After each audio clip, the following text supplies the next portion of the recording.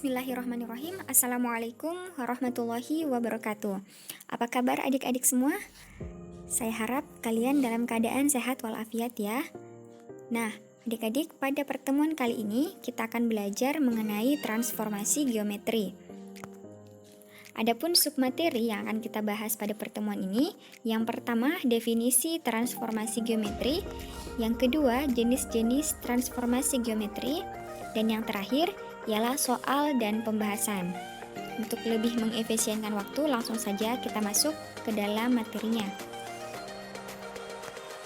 Yang pertama ialah definisi. Apa sih transformasi geometri itu? Nah, adik-adik, transformasi geometri atau secara bahasa berarti perubahan. Pengertian panjangnya yaitu perubahan pada sebuah bidang geometri yang mencantum posisi, besar, dan bentuknya sendiri. Jadi, secara khusus, transformasi geometri adalah suatu perubahan posisi atau perpindahan dari suatu posisi awal, yaitu x, y, menuju posisi lainnya, x aksen, y aksen. Nah, adik-adik, dalam transformasi geometri ini terbagi menjadi 4 jenis, yaitu yang pertama ialah translasi atau pergeseran, yang kedua adalah refleksi atau pencerminan, yang ketiga adalah rotasi atau perputaran, dan yang terakhir ialah dilatasi atau perkalian. Nah, jadi dalam pembahasan kita kali ini akan lebih banyak membahas jenis-jenis transformasi geometri ini. Untuk itu langsung saja kita bahas. Yang pertama yaitu translasi, adalah pergeseran dari suatu titik sepanjang garis lurus dengan jarak dan arah tertentu. Nah, perhatikan gambar berikut. Nah, dalam gambar ini adik-adik terlihat bahwa titik P yaitu A, B itu ditranslasikan atau digeser terhadap titik X, Y yang ditarik sepanjang garis lurus dengan jarak dan arah tertentu sehingga menghasilkan titik P aksen, A aksen, B aksen.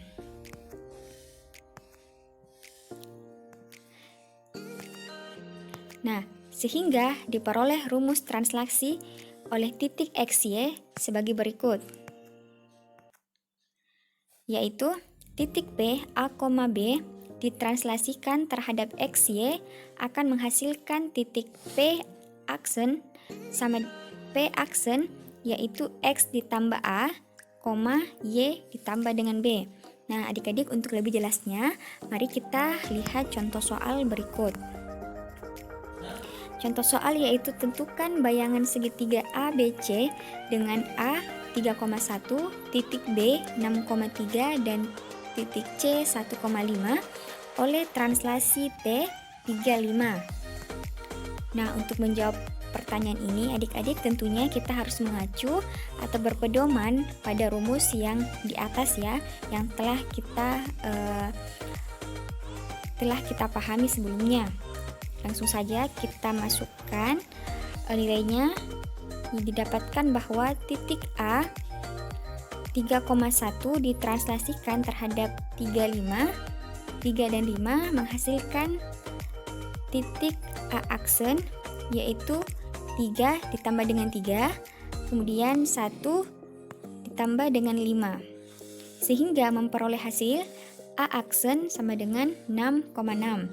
Nah, adik-adik, hal serupa juga kita lakukan pada titik B dan juga titik C, sehingga diperoleh hasil akhir bahwa koordinat bayangan segitiga ABC pada translasi 35 adalah A aksen yaitu 6,6, B aksen yaitu 9,8, dan C aksen yaitu 4,10.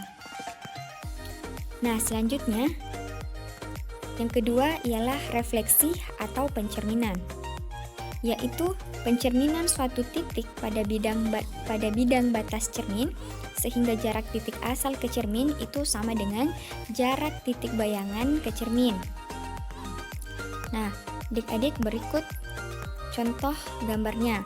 Nah, dalam gambar ini terlihat bahwa segitiga ABC itu dicerminkan sehingga memperoleh bayangan A aksen, B aksen, dan C aksen. Nah, dilihat bahwa pada titik A dan A aksen itu terlihat bahwa jarak antara titik asal A ke cermin itu sama dengan jarak antara titik bayangan A aksen ke cermin. Nah, hal serupa juga terjadi pada titik B dan B aksen dan titik C dan C aksen. Kemudian rumus umum refleksi atau pencerminan itu terdiri atas 8 macam. Jadi ada pencerminan terhadap sumbu X, pencerminan terhadap sumbu Y, hingga pencerminan terhadap titik X, Y. Jadi adik-adik bisa langsung melihat rumus yang sudah saya siapkan. Jadi untuk menyelesaikan suatu soal, maka kita bisa saja menggunakan satu rumus umum refleksi atau bahkan dalam satu soal itu menggunakan 2 atau lebih rumus umum refleksi ini. Namun karena saking banyaknya rumus ini, maka kita bisa mengetahui atau memahami rumus ini dengan cara melihat kesamaan antara rumus satu dengan rumus yang lainnya. Misalnya antara pencerminan terhadap sumbu X dan sumbu Y itu terlihat bahwa hasil dari pencerminannya itu hanya beda tipis atau berkebalikan. Begitu pula pada pencerminan terhadap garis X sama dengan K dan garis X, Y sama dengan H. Itu juga terlihat bahwa hasil pencerminannya berkebalikan. Nah, hal serupa juga ditemui pada pencerminan terhadap pangkal yaitu 0,0, pencerminan terhadap garis Y sama dengan X, dan pencerminan terhadap garis Y sama dengan min X, bahwa hasil pencerminannya itu hampir mirip, hanya saja terletak perbedaan pada tanda minus dan positifnya, atau bahkan letak A dan B yang saling bertukar. Dan saya harap adik-adik bisa memahami daripada rumus-rumus ini. Nah, selanjutnya kita akan melihat contoh soal untuk lebih memahami materi refleksi ini, yaitu tentukan bayangan titik P min 4,5 jika dicerminkan terhadap A sumbu X, B garis Y sama dengan min X, dan C garis X sama dengan 3.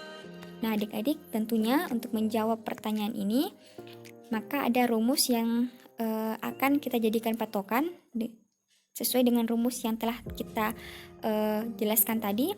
Untuk bagian A, titik P min 4,5 jika dicerminkan terhadap sumbu X, maka rumusnya dapat adik-adik lihat, yaitu menghasilkan titik P aksen A, min B. Maka langsung saja kita substitusi, menghasilkan titik P min 4,5 dicerminkan terhadap sumbu X, maka hasil bayangannya itu P aksen yaitu min 4, min 5. Begitu pula untuk menjawab bagian B, ketika dicerminkan terhadap sumbu Y sama dengan min X, maka rumusnya seperti yang tertera di samping, yaitu menghasilkan bayangan P aksen min B, min A. Jadi langsung kita substitusi, menghasilkan titik P min 4,5 dicerminkan terhadap sumbu Y sama dengan min X, menghasilkan bayangan min 5,4. Dan yang terakhir, C, ketika dicerminkan terhadap sumbu X sama dengan 3, maka rumusnya yang seperti yang tertera juga di samping, bahwa hasil bayangannya yaitu 2K dikurang A, B. Jadi langsung saja kita substitusi pula, menghasilkan titik P min 4,5 dicerminkan terhadap X sama dengan 3, memperoleh bayangan yaitu 2 dikali K-nya, karena K-nya adalah 3. Jadi 2 dikali 3, kemudian dikurang A dikurang min 4,5. Jadi karena 2 kali 3, 6, dikurang min 4, maka totalnya 10. Jadi diperoleh bayangan yaitu 10,5. Nah, selanjutnya adik-adik, yang ketiga ialah rotasi atau perputaran. adalah perputaran suatu titik sejauh θ dengan pusat pemutaran pada titik 0,0. Nah, rotasi jika searah jarum jam itu disebut rotasi arah negatif. Sedangkan ketika rotasi berlawanan jarum jam disebut rotasi arah positif. Nah, untuk lebih jelasnya adik-adik, berikut saya tampilkan gambarnya. Nah, untuk rotasi arah positif gambarnya seperti ini. Jadi dia berlawanan arah jarum jam. Kemudian untuk rotasi arah negatif itu dia searah jarum jam.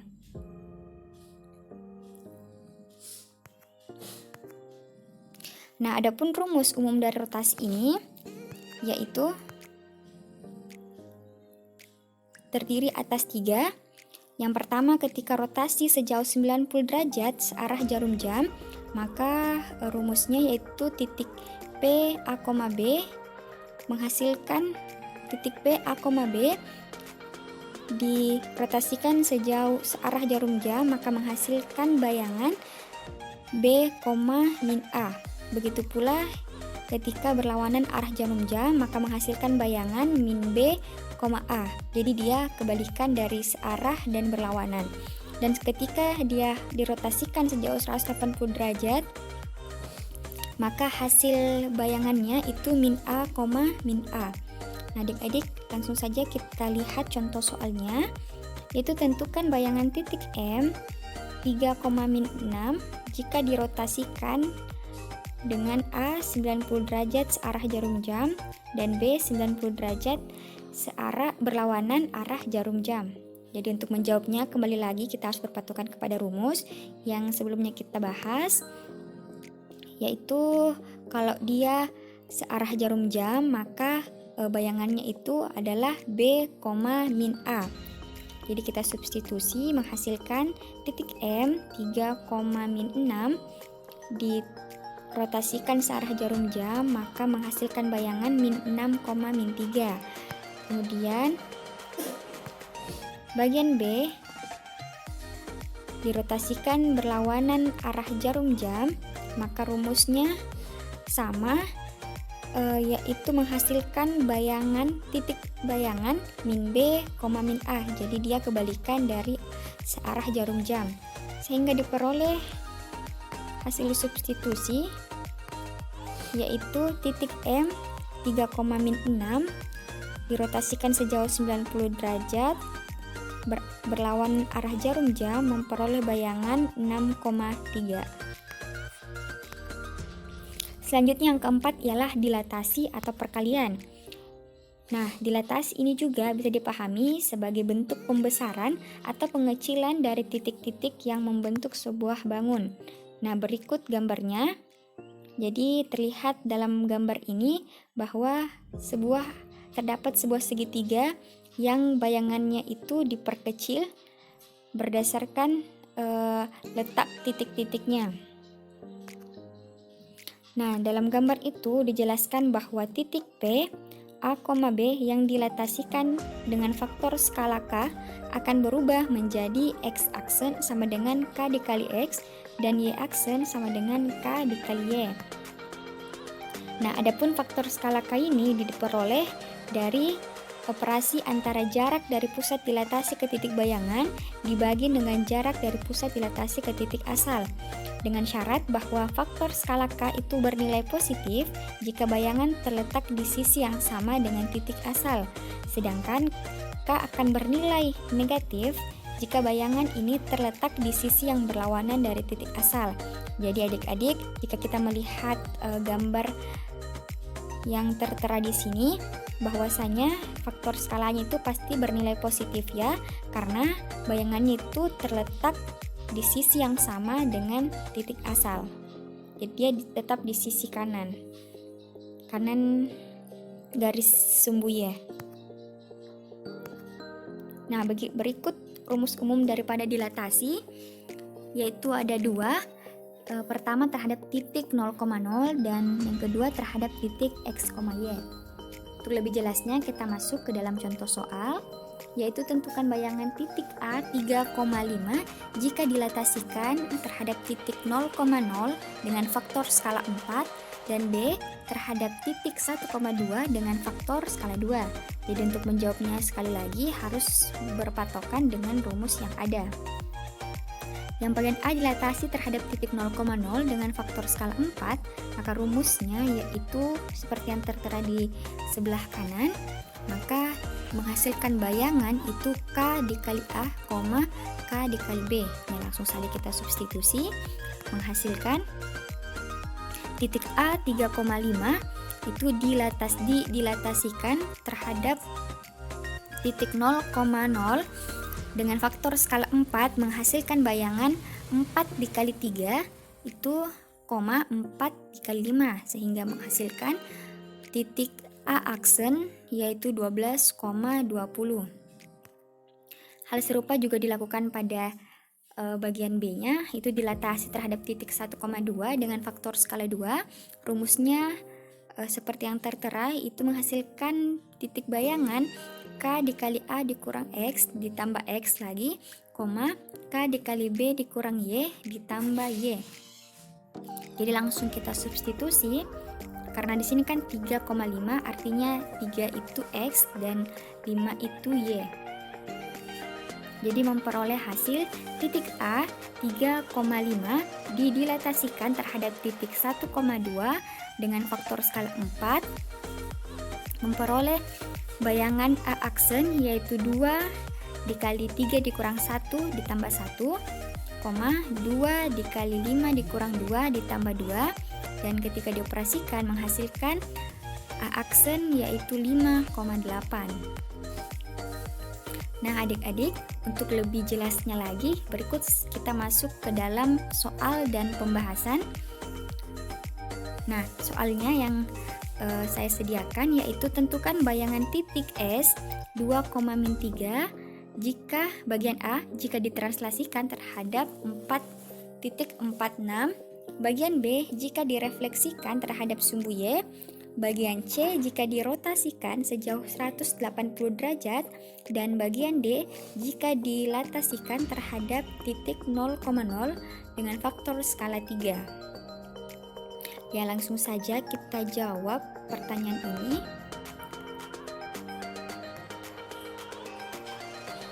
Nah, yang pertama ialah jika ditranslasikan terhadap titik 46, maka kita perlu mengingat bahwa rumus dari translasi itu sendiri adalah titik P, A, B ditranslasikan dengan XY memperoleh bayangan X ditambah A, Y ditambah B.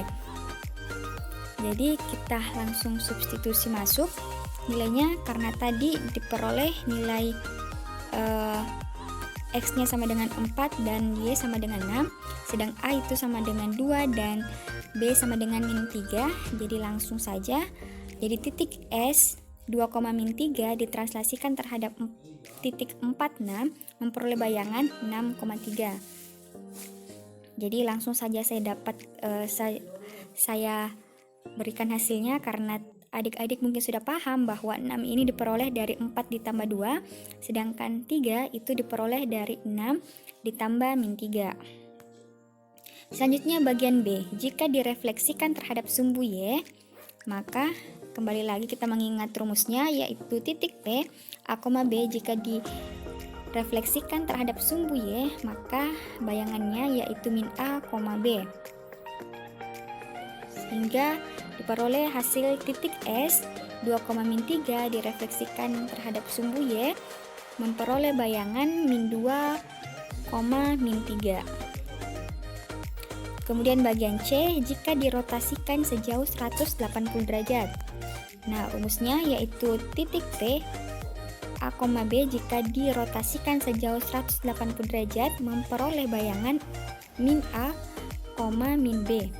Kembali lagi langsung saja kita substitusi, memperoleh titik S 2,-3 dirotasikan sejauh 180 derajat memperoleh bayangan X aksen yaitu -2,3.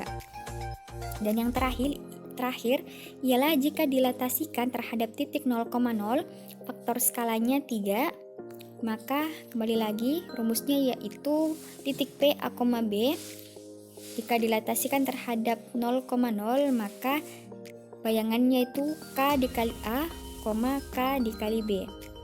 Maka diperoleh titik S 2,-3 jika dilatasikan terhadap titik 0,0 dengan faktor skala 3 memperoleh hasil bayangan yaitu 3, faktor skalanya dikali dengan 2, kemudian 3 dikali dengan min 3 memperoleh hasil akhir 6,-9.